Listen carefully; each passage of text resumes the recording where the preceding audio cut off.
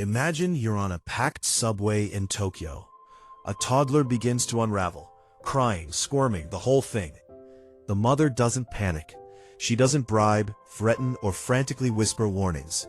She simply stays present, composed, waiting. And watching her, you get the sense she's operating from a completely different playbook. She is. Japanese children consistently rank among the most self-regulated, cooperative kids in the world. Not because they're raised with fear or rigid punishment, but because of a parenting approach rooted in something far more elegant and far more effective. By the end of this video, you'll walk away with 3 concrete principles behind that approach, ones you can begin applying at home today. Now, I know the first objection: that's a completely different culture. It won't translate. Fair enough. But here's what's compelling. The psychology underneath these principles isn't uniquely Japanese. Researchers at leading developmental institutions worldwide have spent decades studying why children raised this way handle emotions so much better. And the findings point not to strict rules or cultural quirks, but to a handful of universal truths about how human beings grow. It starts with a single word. The Japanese concept of shitsuke is written with characters meaning body and beauty. Literally, it gestures towards something like attaching beauty to the body, making good behavior so deeply part of a child that it stops being a performance and becomes a personality. In most Western households, the parenting cycle goes like this. Child acts out, parent reacts. There's yelling, consequences, screen time revoked. It works, briefly. Then the behavior returns. Why? Because the reaction addresses the moment, not the root. The fire gets put out, but the conditions that caused it remain. Japanese parents tend to ask a different question entirely when a child misbehaves. Not how do I stop this, but what skill does my child not yet have? Because that's the truth underneath most childhood behavior. Tantrums aren't manipulation. Defiance isn't malice. They're signals. A child bumping up against the edges of skills they haven't built yet. Emotional regulation, patience, the ability to express frustration in words. None of these arrive automatically. They have to be developed. The shift from reacting to teaching changes everything. Back to the mother on the train. Why didn't she rush in? She was practicing mimamoru, a philosophy of watchful, protective restraint. The idea that children build genuine capability not when adults clear every obstacle, but when adults trust them enough to sit with difficulty for a moment. Western parenting instincts often run in the opposite direction. Child struggles, step in.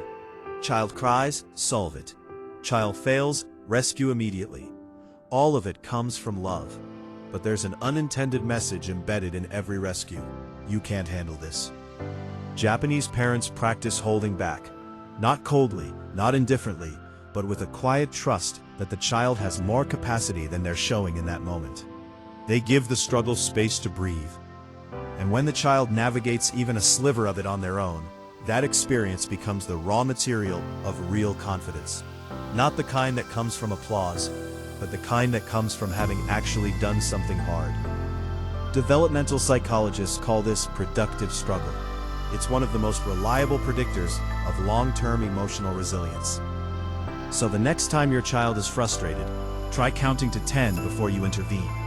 You might be surprised at what happens. Here's where most assumptions about Japanese parenting fall apart. People often expect that because the outcomes look disciplined, the upbringing must be cold or strict.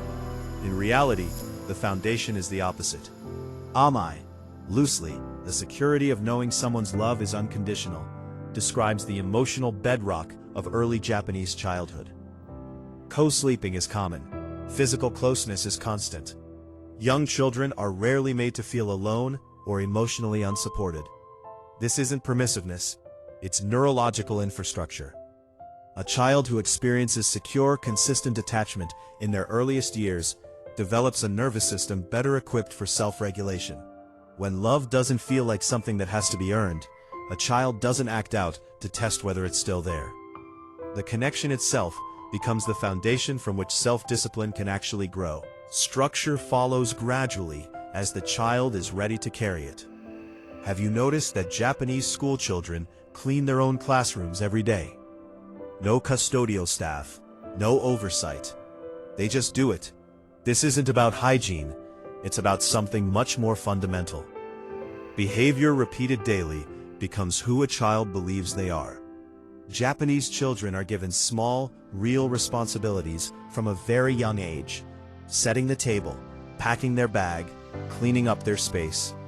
Not because the adults need the help, but because these repetitions quietly shape how a child sees themselves. As capable, as contributing, as responsible. And identity, once formed, drives behavior more powerfully than any rule ever written. The difference is subtle but significant. A rule says, do this or else. A ritual says, this is who we are. Children rise to meet identity far more reliably than they comply with commands.